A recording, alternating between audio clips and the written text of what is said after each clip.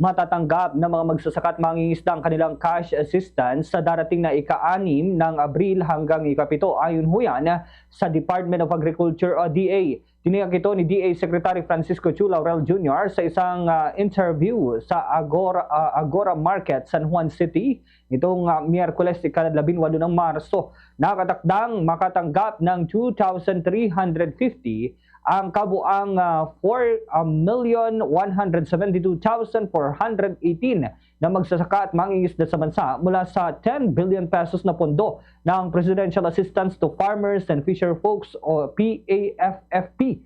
Bukod dito ay makatatanggap ng tig 5,000 pesos sa ang 14,439 na magsasaka at tig 3,000 pesos naman ang 15,669 na mangingisda mula sa 150 million pesos na nakalaan naman sa Fuel Assistance Project o FAP ng DA. Ayon kay Chu Laurel, kasalukuyang inaayos ng ahensya ang pamamahagi ng mga subsidiya upang masiguro ang maayos na pag-abot sa mga benepisyaryo.